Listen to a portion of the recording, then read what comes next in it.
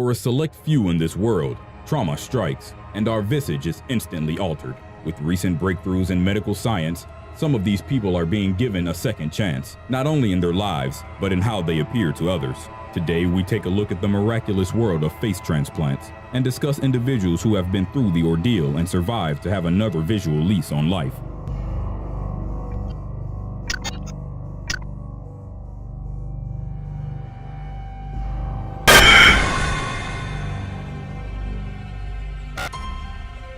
Grzegorz.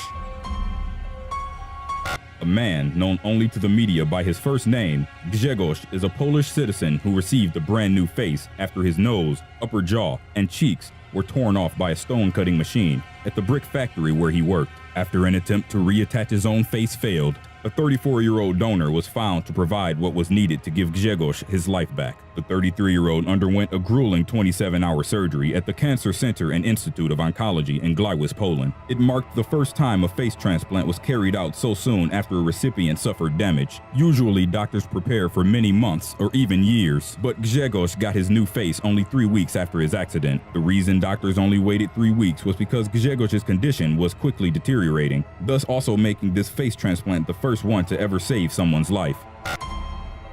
Carmen Blandon Tarleton. Carmen Tarleton was living a life like any other average woman in her 40s when on June 10th of 2007, her estranged husband broke into her home and savagely beat her with a baseball bat. He then covered her in industrial-strength lye, a caustic chemical that is poisonous and corrosive, and left her for dead. It would be 3.5 months spent in a coma before she would awaken to discover what had happened to her. Horrible disfigurement, including burns to 80% of her face, combined with blindness in both eyes. She persevered though, found herself and inner strength, and endured rehab, surgeries, and extensive recovery. In fact, it would take 58 surgeries before her chance at a new face even came to light. But at the end of it all, she felt so triumphant that she wrote a book about her story titled Overcome, Burned, Blinded, and Blessed, and gained an incredibly positive and optimistic attitude towards life. Her now ex-husband Herbert Rogers pleaded guilty to maiming in exchange for a 30 to 70-year prison term. According to defense attorney Kevin Griffin, Rogers suffers from an undisclosed medical condition, making it likely he will die in prison. Dallas Wines.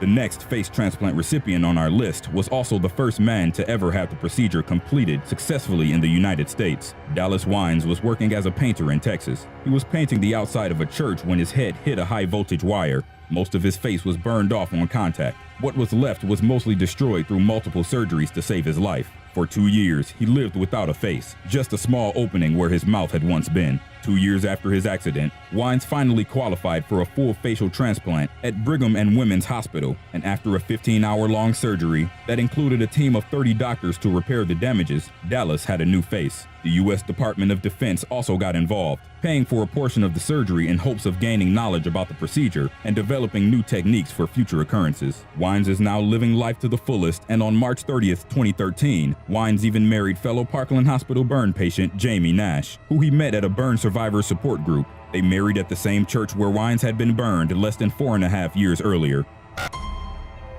Connie Culp.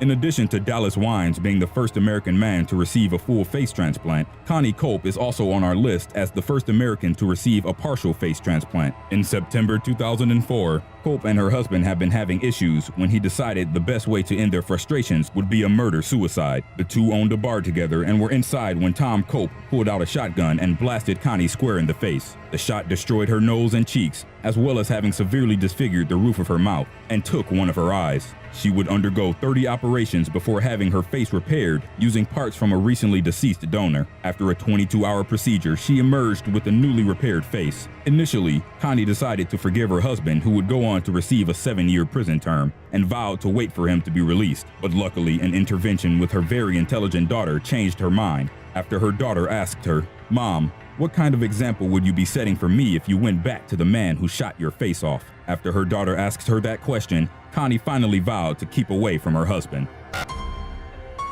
Isabelle Denoir. Another addition to our partial face transplant list comes in the form of Isabelle Denoir, who, in 2005, was the first person in the world to receive a partial face transplant. Denoir was mauled by her dog after passing out due to an alleged suicide attempt by overdosing on sleeping pills. It's theorized that her dog became worried when the woman wouldn't wake up and began clawing at her and nibbling at her in an attempt to get her attention and bring her back to consciousness. But when she didn't, the canine became more frazzled and panicked, ramping up its attempts to wake her. In the end, the dog was euthanized for its supposed heroic efforts, an act that absolutely broke Isabel's heart. Surgery to fix her nose, lips, chin, and cheeks was performed. In her memoir, Isabel wrote that the donated parts came from another female who had committed suicide, and that she felt a certain kinship with the woman because of that. 11 years later, Isabel is still alive and doing really well under the circumstances. Charla Nash.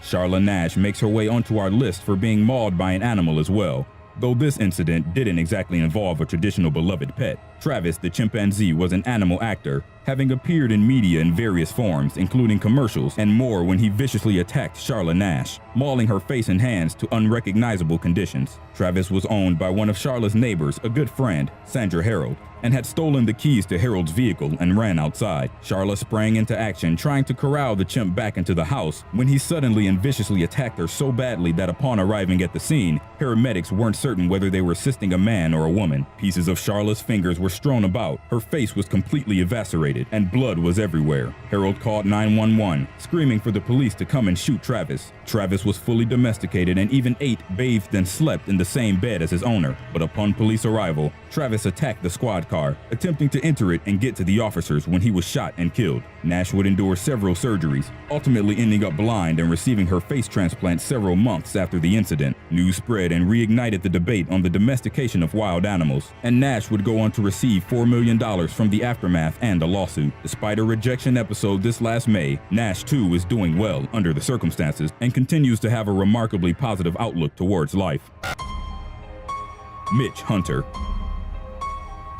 Hunter was a 21-year-old soldier and hero who suffered severe disfigurement and burns in an attempt to rescue the life of someone else. Mitch, a buddy, and his friend's girlfriend were driving in their car when his friend lost control of the car and crashed it into an electrical pylon. When the girl got out of the car, she was struck by one of the fallen lines. Mitch sprung into action and pushed the girl away and took the electrical shock for himself. Mitch had 10,000 volts pumped through his body for 5 straight minutes, most of which was absorbed by his face. Mitch would go on to feel like a monster every time he entered a room, with people gawking at him and getting noticeably distracted by his disfiguring looks. When his girlfriend got pregnant with their first child, Mitch decided to take the leap into face transplant surgery so that his newborn child wouldn't grow up fearing him. Not that the other victims don't look great, but we have to say that doctors did a particularly great job on Hunter, who you can barely even tell has had a face transplant. Patrick Hardison.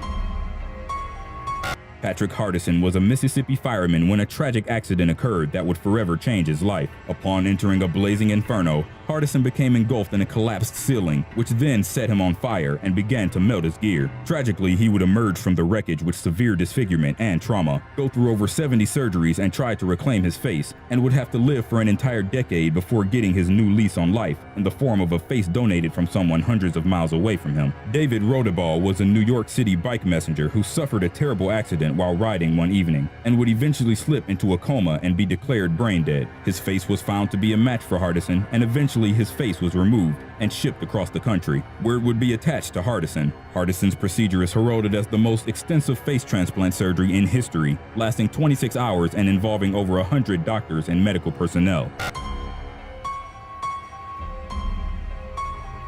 The last listing is even more unique in that it isn't a face transplant from one person to another. Instead, Eric Moger was one of the first people in the world to receive a transplant from a printer instead of another person. The restaurant manager was in the midst of planning his wedding in 2009 when he was diagnosed with advanced squamous cell carcinoma. Doctors had found a tennis ball-sized tumor growing beneath the skin of his face. Squamous cell carcinoma is a type of skin cancer that occurs when a small growth, called polyps, has an abnormal progression and turns into a tumor. Most victims are diagnosed with it at an early stage, but in Eric's case, it was detected too late as his tumor had manifested inside his nose where it was hard to discover. In order to save Eric's life, doctors had to perform an emergency surgery during which Moger lost most of the left side of his face. His eye, cheekbone, and a large portion of his jaw All had to be removed to save his life. Eric's life was saved, but it also went into turmoil, having called off the wedding and refusing to leave his house due to his appearance and how people would react to it. But despite scientists and doctors' hard work at improving and evolving face transplant techniques and procedures,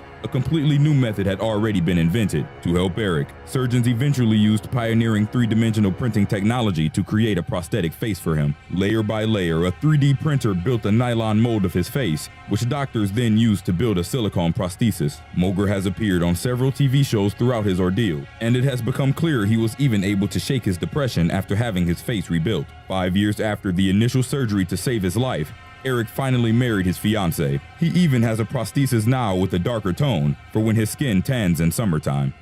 To this day in total, only a little over 30 people in the world have had partial or complete face transplants and have been given some kind of sense of normalcy in their lives. With medical technology ever evolving, there's no telling where things will head next. For more on modern-day medical breakthroughs, check out this video on World 5 List, which lists a hand that was saved by attaching it onto a foot, among other medical miracles. Germans aren't the only ones coming up with inventive ways to save people's body parts, as in China, a girl's hand was saved in a very strange and unusual way. 9-year-old Ming Li was on her way to school one day when suddenly she was somehow run over by a tractor and mangled in the accident. Most people would just take the severed limb as a loss and get a prosthetic, but doctors decided that Ming would keep her hand and went about saving it by attaching it to her leg.